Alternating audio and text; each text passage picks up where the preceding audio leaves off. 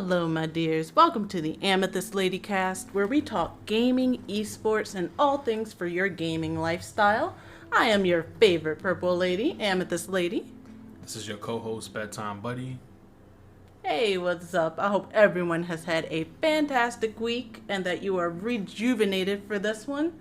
This is our second episode, and we are going to discuss the aftermath of EVO 2019, as well as other interesting things that have occurred during the week. So grab your beverage of choice and prepare for quite a few topics coming your way. So first we're going to start with the aftermath of EVO. After a week's time, many things have been reported in the Twitterverse following EVO 2019. One of the more prominent things is related to the topic of after parties. I know that Cross Counter produced an event, their bar fights. We went last year, and that was a series of exhibitions as well as an event that was advertised as the official Evolution 2019 after party, as well as an event to benefit Extra Life, which their purpose is to unite players to play games and heal kids in the process. So an event for a really good cause. I do recall that Clockwork was there, as well as Mike Ross, a lot of the people from Cygames Beast, including Daigo. So I saw a lot of people. They said they had a really good time at that event.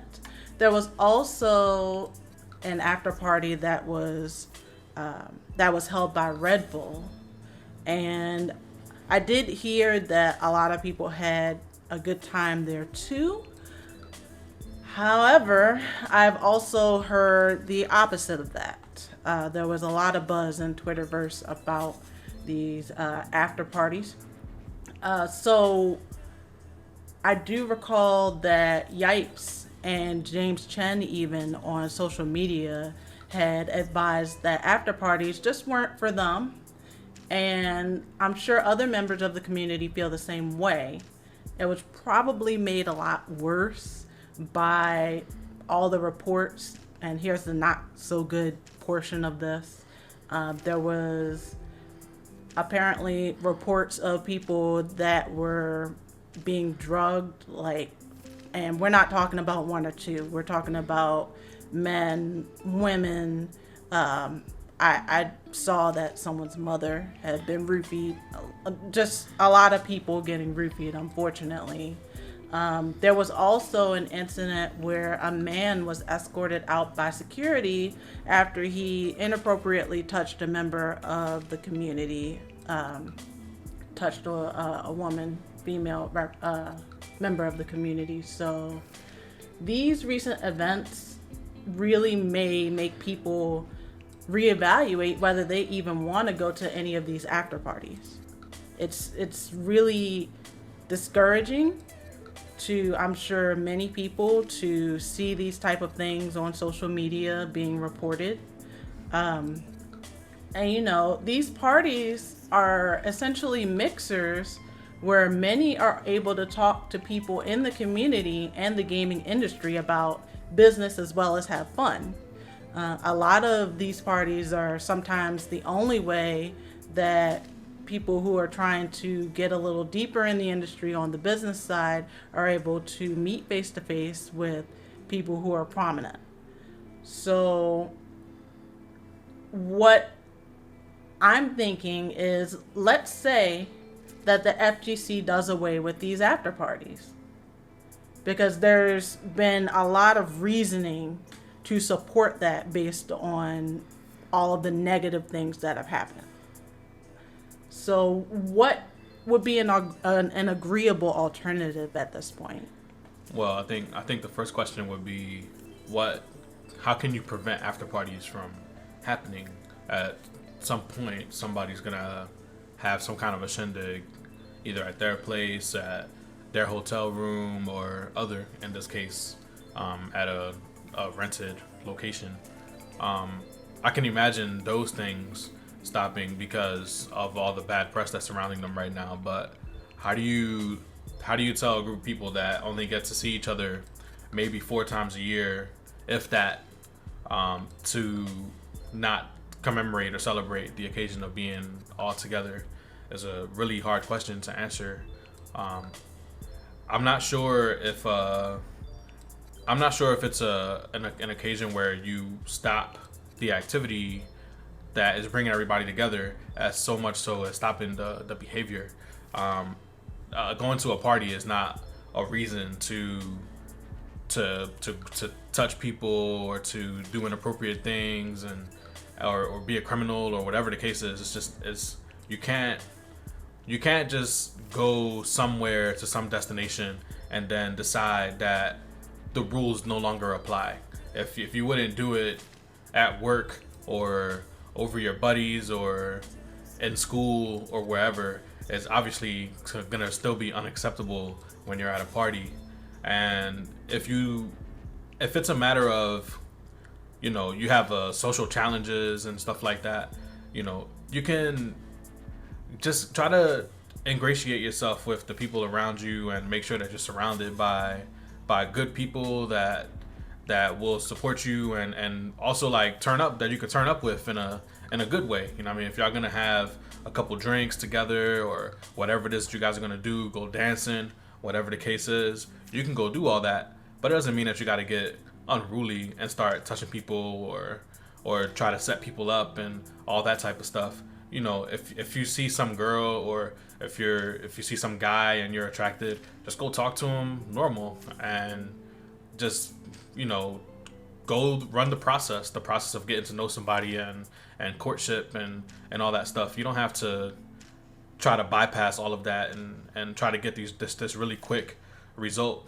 Like, it's just unacceptable. I don't think it's an issue of the parties so much so as it is the people that are casting a cloud over the parties. And to comment on Yipes and James Chen, they probably already earned their stripes with not the unruliness, but like as far as being young and being wild and going to parties. And now that they getting up there, just like your homeboy Bedtime Buddy, they ready to, by the time 9 o'clock roll around, they ready to go to sleep. So yeah, those are my thoughts on that. Well, I think that just having a space where you can do something other than play games would be cool.